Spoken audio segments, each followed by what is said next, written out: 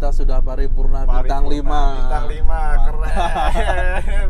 Ini udah mau ngalah dia. Ini wilayahnya Mas nih. Cuaca dia gitu. Senggol. Saya lihat di grup, wih keren nih teman-teman, mau bantu semuanya, turun tangan, keren. Ini satu. Mantap tim GBM. Ya, saya bilang, ucapkan sukses semua banget pokoknya untuk teman-teman, solid banget. Kejadiannya malam jam 10 malam ke atas. Terus banget ya, betul. Seharian banget hujan pasti Mas ya. Betul. Ini GBM baru 2 tahun. Saya juga sempat kaget kan. Iya. Dikeluarkan dari Cars. Lolos bintang 5 baru wih merinding. Keren banget ya gitu. Keren banget. Baru 2 tahun. Kira aja shock ya. Wih nih.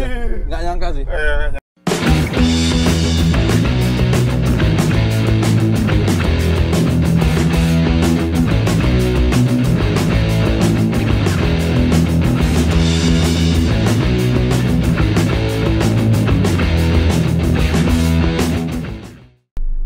Halo Sobat GBM, apa kabar semuanya? Semoga dalam keadaan baik dan sehat tentunya ya.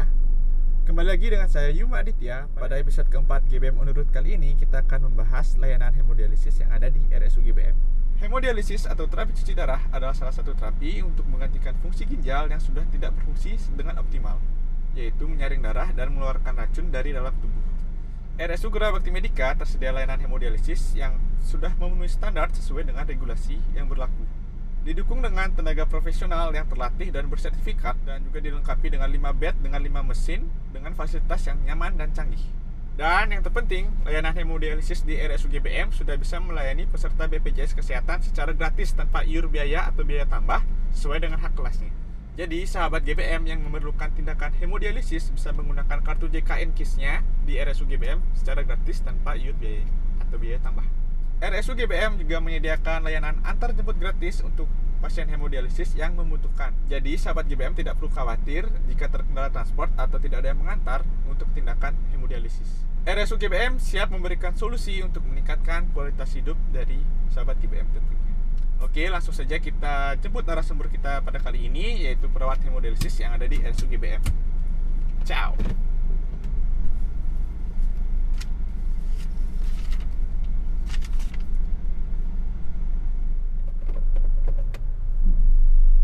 Halo Mas Sudar. Halo, selamat pagi semuanya. Akhirnya jadi juga Mas ya. Betul, udah sekian lama ya. Kurang sehat katanya. Betul, lagi nggak enak badan. Terus terang ini, cuaca juga sih. Iya, karena cuaca sekarang. Cuaca juga. Hujan terus ya. Betul, lagi hujannya di Bali kebetulan. Ayo Mas, silakan perkenalkan dirinya. Oke, selamat pagi semuanya. Perkenalkan, nama saya Sudaranto. Saya berdinas di Rumah Sakit Gera Bakti Medika, tepatnya di ruang hemodialisa ya, atau ruang cuci darah. Kemudian saya juga dipercaya sebagai koordinator unit di ruang cuci darah di Rumah Sakit Umum Gera Bakti Medika. Sepintas gitu aja mungkin ya. Nama Instagramnya kok ada Mas? Ada Sudar_05 sih. Boleh deh. Tapi udah beristri ya Mas ya? Sudah. Udah berapa lama kerja di GBM Mas? 2 tahun ya, kurang lebih 2 tahun. Kurang lebih 2 tahun ya. 2 tahun kita. Saya buka masker aja mungkin ya? Boleh. Biar kelihatan. Iya. Oke. Nah Mas, ya. Di episode kali ini kita mau bahas tentang hemodialisis nih, tempatnya Mas Sudar bertugas. Sebenarnya apa sih itu hemodialisis Mas? Coba kasih penjelasan dulu ke sahabat GBM. Kita kasih gambaran sedikit ya. Jadi sedikit. Hemodialisis ada 2 kata sebenarnya itu. Jadi dari kata hemo dan dialisis. Hemo itu darah, kemudian dialisis itu proses penyaringan atau filtrasi zat-zat terlarut dalam darah yang tidak digunakan ya, seperti toksin-toksin atau racun-racun. Jadi hemodialisa adalah pemfiltrasi atau penyaringan zat-zat yang tidak digunakan tubuh seperti racun, natrium, kalium dan lainnya untuk dibuang dalam tubuh, termasuk cairan juga. Nah, istilahnya sekarang hemodialisa itu digunakan sebagai ginjal luar tubuh ya. Jadi pengganti ginjal di luar tubuh digantikan dengan mesin. Jadi begitu. Jadi fungsi ginjal yang harusnya berfungsi secara optimal dalam tubuh kita itu digantikan oleh mesin seperti itu. Betul, seperti itu. Karena fungsi ginjal yang sebenarnya mengalami trouble atau kerusakan ya. Tidak harus kedua ginjal, jadi mungkin salah satu pun bisa mengalami gagal ginjal. Jadi tidak hanya ginjal kanan atau kiri, yang kadang salah satu sih hanya kanan saja atau kiri saja. Bisa. Jadi prosesnya juga harus ada pemeriksaan lab juga sama dokter spesialis ya, penyakit dalam dengan konsultan ginjal hipertensi. Jadi harus dua-duanya. Dan pemeriksaannya harus benar-benar signifikan. Jadi ada pemeriksaan lab, kemudian seperti pemeriksaan kadar kreatinin dan pemeriksaan ABSAG dan lain-lain. Jadi intinya di sana kita cek fungsi ginjalnya, apakah keduanya mengalami trouble atau salah satu. Nanti kan akan dilakukan proses juga USG ginjal ya. Jadi untuk para dokter-dokter ginjal hipertensi juga akan melakukan tindakan tersebut. Gitu. Jadi belum bisa divonis gagal ginjal keduanya atau salah satu. Jadi kita lihat dari proses pemeriksaannya, lab dan lain-lain. Proses begitu. Berarti siapa aja sih yang memerlukan terapi hemodialisis ini, Mas? Orang yang gagal ginjal aja kah atau ada penyakit lain yang membutuhkan hemodialisis ini, Mas? Oke, kalau tentang hemodialisa ini selain orang yang gagal ginjal, jadi orang yang mengalami intoksikasi ya. Jadi intoksikasi obat maupun alkohol. Jadi orang-orang yang mengalami intoksikasi obat alkohol bisa dilakukan cuci darah. Jadi tidak harus pasien-pasien dengan gagal ginjal. Jadi prosesnya hampir sama. Kita mengeluarkan racun ya. Kalau orang intoksikasi kan dengan mengeluarkan racun. Kemudian orang yang intoksikasi miras juga akan kita filtrasi juga untuk mirasnya. Jadi gitu. Tidak hanya pasien dengan gagal ginjal dilakukan cuci darah. Jadi intoksikasi racun atau yang miras juga bisa dilakukan cuci darah. Jadi begitu. Berarti, nah kalau misalnya nih pasien sebelum melakukan hemodialisis itu apa aja sih persiapannya, Mas? Persiapannya yang pastinya yang pertama akses ya. Akses. Karena kalau tidak ada akses juga pasien gagal ginjal juga susah kita lakukan pencucian. Kalau akses gagal ginjal ada 4 sebenarnya. Tapi yang satu ini dari Pernevri sudah mulai ditinggalkan atau dilarang karena resiko juga. Yang pertama CDL. Ada CDL. CDL ini prosesnya harus di ruang operasi ya, tentunya dengan dokter bedah BTKV namanya, bedah vaskuler. Betul. Jadi beliau lah yang memasang. Ya, yang memasang ceritanya di sana. Jadi CDL ini dilakukan biasanya pemasangnya di pembuluh darah besar seperti di jugularis, di leher, di subclavicular gitu, di femoral juga bisa. CDL ini hanya bisa digunakan kurang lebih 2-3 bulan ya. Jadi kalau lebih dari 3 bulan tidak dianjurkan. Jadi wajib diganti. Itu ya, dioperasi lagi berarti? Kita operasi lagi, kita ganti dengan double lumen yang baru. Karena kalau dibiarkan lebih dari 3 bulan, yang pertama pasti infeksi. Kedua bisa trombosis juga. Yang pasti yang paling terjadi dia akan infeksi ya. Karena 3 bulan itu masa berlakunya. Nah biasanya dengan pasien-pasien HD kita yang dari GBM, akses yang pertama pasti kita pasang CDL dulu. Nah selagi nunggu CDL ini masa berlakunya 3 bulan, biasanya kita sarankan lagi pemasangan apesan gitu. Nah apesan ini akses yang kedua. Akses yang kedua saya sebutkan, apesan ini pemasangnya pada tangan ya, lengan yang jarang kita gunakan. Kalau yang orang dengan kidal biasanya kan sering pakai kiri nih. Berarti yang dipasang yang kanan. Kalau yang biasa saja berarti yang kiri. Dan pandangannya tangan yang jarang digunakan. Dipakai untuk beraktivitas gitu. Betul, seperti angkat berat, ditumpu atau yang lain-lain. Gitu. Jadi apesan ini akan dilakukan biasanya setelah pemasangan CDL ya. Sekitar 2 bulanan sudah lancar, kita jadwalkan lagi pemasangan apesannya. Karena pemasangan apesan ini tidak bisa langsung digunakan setelah dilakukan tindakan operasi. Kita harus menunggu kurang lebih 2-3 bulan ya, biar matur istilahnya. Matur itu jadi matang. Antara arteri dan vena itu dijadikan satu ya. Jadi dia biar matur, benar-benar matang banget. Itu nanti sekitar 2-3 bulan akan kita cross check lagi. Bagaimanakah? Di sana ada sinyalnya, ada drillnya namanya. Jadi drill itu getaran pada akses yang di lengan apesan itu ya. Semakin besar drillnya, semakin bagus juga desirannya, semakin cepat digunakan.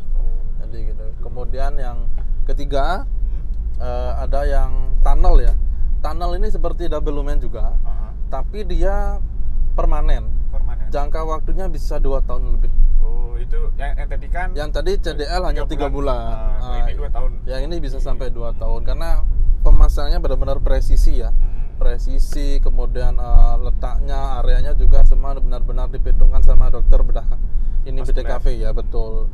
Itu. Kemudian yang keempat ini kemarin ini mulai ditinggalkan ya karena berisiko sekali, ada femoral dia. Femoral. Jadi femoral ini penusukan pada daerah paha. Jadi biasanya pada pasien-pasien ada yang belum mempunyai akses dengan kondisi emergensi, kita lakukan penusukan aksesnya di femoral, biasanya seperti itu. Berarti ada 4, tapi yang nomor 4 ini yang femoral sudah dari penervi kemarin kita dapat info ya. Karena resikonya yang pertama pasti perdarahan besar, karena di sana ada pembuluh darah yang besar sekali. Kedua bisa mengalami pelumpuhan. Banyak saraf-saraf di bagian paha di sini, banyak banget. Jadi itu sangat berisiko sekali. Pasien juga. Betul, ya, Mas, ya? berisiko sekali ke pasien. Mulai ditinggalkan sih dari pernevi kemarin ini. Nah, tadi kan Mas jelaskan tuh ada 4 akses untuk pasien hemodialisis. Nah, kok di GBM tuh bisa yang mana aja, Mas? Semua bisa. Semuanya bisa. Semuanya bisa, dari CDL. Mantap. Kemudian dari tunnel yang permanen juga bisa. APSan juga sudah semua ya. Hampir pasien kita di GBM semua sudah terpasang APSan. Ada beberapa yang belum. Kemudian femoral kita juga sempat femoral kemarin. Di situ di UGD kita sempat femoral juga. Keren GBM ya, Mas ya. Kok Mas kalau boleh tahu untuk melayani pasien hemodialisis ini, Mas ini ada pelatihannya nggak sih? Ada. Pastinya saya sebelum di HD di hemodialisis saya menjalani pelatihan di RSUP Sanglah ya, Denpasar selama 3 bulan. 3 bulan. Jadi via Zoom selama 1 bulan, yang 2 bulannya praktek selesai langsung ke di ruang ginjal hipertensi di sana. Gitu, sahabat GBM. Jadi tim-tim di RSUP GBM ini sudah terlatih ya dan bersertifikat ya, Mas. Pastinya, Mas, ya. Pastinya bersertifikat dari Kementerian Kesehatan juga. Gitu. Jadi dijamin lah untuk skill dan izinnya semuanya. Betul. Kemudian teman saya juga masih ada pelatihan nih. Terus belum selesai dia, masih di RSUP Sanglah sekarang. Makin lengkap lagi nih RSUP GBM. Betul. Ya, pasien yang melakukan terapi hemodialisis ini kan pasien-pasien yang kebanyakan penyakitnya itu kronis, Mas ya? Betul, pasti kronis. Nah, apa aja sih pantangan-pantangan atau larangan-larangan untuk pasien-pasien HD? Apa aja yang dia nggak boleh, apa yang dia boleh, itu kayak gimana, Mas? Oke, kalau dari pola nutrisi yang pasti yang pertama konsumsi garam ya. Kita tidak anjurkan. Ya? Betul. Jadi garam itu bisa memicu bertambahnya cairan dalam tubuh ya. Jadi prosesnya seperti itu. Kemudian dari pola minum, kita anjurkan biasanya pasien-pasien adik kita minum sehari itu 1 botol aqua tanggung itu. Jadi tidak boleh lebih, tidak boleh kurang dari itu. Kalau bisa jangan lebih dari itu. Kalau emang kenapa kok nggak boleh lebih, Mas? Pertama, sesek pasti. Kemudian kedua pasti bengkak dia. Nah, bengkaknya tadi karena cairan berlebih. Kelebihan cairan ya? Betul, begitu. Itu dari air loh ya, belum dari konsumsi makanan seperti yang berkuah seperti bakso, mie ayam, soto. Wah, itu beresiko sekali pasien-pasien ada. Jadi banyak kasus. Jadi lapar ya. Betul. Kemudian jam-jam siang ya, jam makan. Kita bahas soto di sini. Ada banyak kasus seperti itu. Pasien-pasien AD kan memang makannya dan minumnya tidak boleh seperti orang-orang biasa ya. Ada dietnya. Betul, pasti ada diet. Jadi yang berkuah seperti itu kita kurangi, hindari juga kalau bisa. Kita hindari. Banyak kasus kemarin pasien-pasien ada yang sedang makan soto, rawon, pingsan di tempat makan. Bisa langsung. Efeknya itu bisa langsung. Langsung itu, Mas, ya? saat itu juga. Langsung saat itu juga. Karena jadwalnya kan dia seminggu 2 kali nih. Dia sudah HD kemarin. Kemudian lusa dia keluar nih makan soto lah, dia bilang. Dia makan, saya makan, mungkin langsung hitungan 5 menit kurang lebih dia akan pingsan di sana. Pingsan, bengkak, tidak sadar. Nanti kita larikan ke rumah sakit. Kita lakukan emergensi ya, namanya sito untuk cuci darah. Nanti dilakukan sekitar setengah jam aja pasien akan sadar kembali karena cairan tadi kita tarik di mesin. Kejadiannya sering terjadi seperti itu. Nanti pasien juga akan mengaku dia, maaf tadi saya beli soto, dia bilang begitu ya.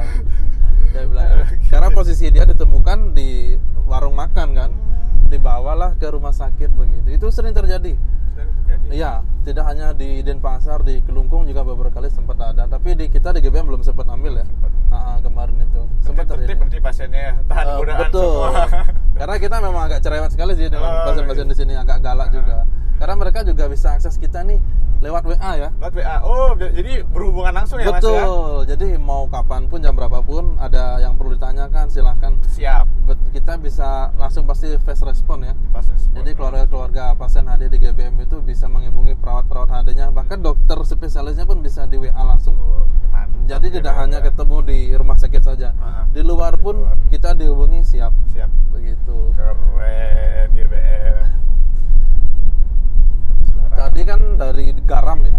Kemudian kalau bisa ini tambahin sih seperti daging-daging atau yang daging kaleng ya. Sama mie instan, pokoknya yang junk food mestinya kita dihindari lah untuk pasien-pasien AD. Kalau bisa sih sayur ya, kayak kol, timun, terong itu rendah garam, itu bagus sekali. Kemudian dengan proteinnya saya bisa anjurkan dengan putih telur yang direbus ya. Karena pasien-pasien yang gagal ginjal, yang cuci darah itu pasti kadar proteinnya turun. Karena ikut dia tersedot oleh mesin. Makanya kadang itu untuk menyiasati kita harus konsumsi putih telur, tapi juga nggak boleh terlalu banyak proteinnya. Ya, harus seimbang berarti Mas ya, nggak boleh kelebihan. Mungkin sehari satu kulit telur aja, yang warna putih itu. Kalau nasi itu normal nggak sih Mas? Nasi sih nggak masalah gitu. Kalau nasinya nggak masalah, cuma pendamping nasinya kita lihat. Kalau pendamping nasinya ini soto, rawon dan lain-lain, ya bahaya juga beresiko. Tapi pada saat proses dilakukan cuci darah, pasien ini makan seperti itu yang berkuah-kuah itu nggak masalah. Karena proses kita lagi penarikan nih. Pasien lagi makan soto nih, nggak masalah. Yang berbahaya itu pada saat di rumah tidak dilakukan tindakan AD. Tidak ada yang mengawasi juga. Betul. Kontrol ya Mas ya. Pasti cairannya akan up kan. Cairan ke paru-paru, akhirnya sesek, dia pingsan. Bengkak itu pasti ada, terutama di bagian kaki dia, kelebihan jarak. Nah nanti setelah dilakukan tindakan HD, pasti akan pasien sadar, kemudian sesak sudah berkurang, bengkak juga berkurang, seperti itu. Khusus untuk pasien-pasien ada yang sedikit nakal ya, agak bandel. Kalau yang di kita sih tidak ada ya sampai saat ini. Semuanya tertib ya? Ya betul, tertib semua sih. Begitu. Kalau dari pola makan sih begitu, kalau ya makan dan minumnya. Mas Sudar kan udah 2 tahun ya? Ya, kurang lebih 2 tahun di GBM. Apa aja sih kesan-kesan kerja di GBM ini Mas?